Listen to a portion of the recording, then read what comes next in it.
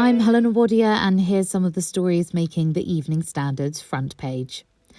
European countries scrambled to restart vaccination programs using the Oxford-AstraZeneca jab.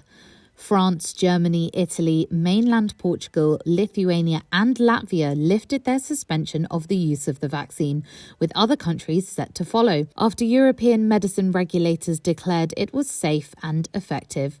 Boris Johnson is set to receive the Oxford vaccine soon and was urging millions of people in Britain to carry on getting the jab.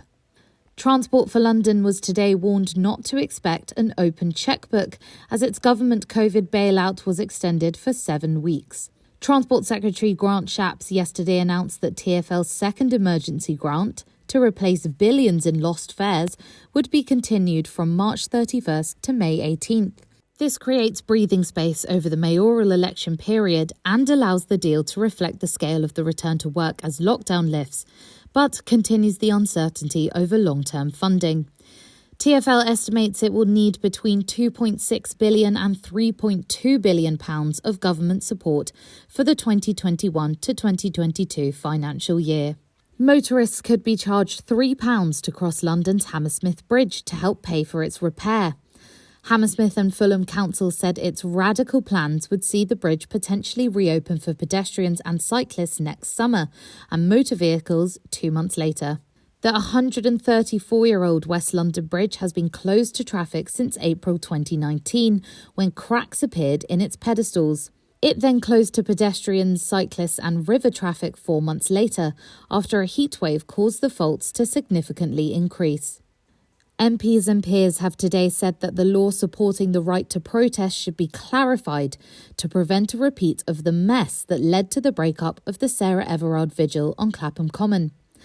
Parliament's Joint Committee on Human Rights said that the ability to protest should be put on the same footing as the right to religious assembly or to picket. The committee added that this should be achieved through amendments to the law to make it clear that protest is permitted if conducted in a manner that reduces public health risks to an acceptable level. It follows the controversy over last Sunday's vigil, which passed off peacefully for several hours, before scuffles broke out when police decided that the large gathering was an unjustified breach of coronavirus restrictions. And finally, unemployment in London could soar to 11.8% within a year in a painful legacy of the COVID-19 pandemic. Town hall chiefs published a new report on the risks of tens of thousands more people losing their jobs as the furlough scheme is gradually removed by the autumn and as businesses struggle to survive after being battered by 3 lockdowns. For all these stories and more, head to standard.co.uk.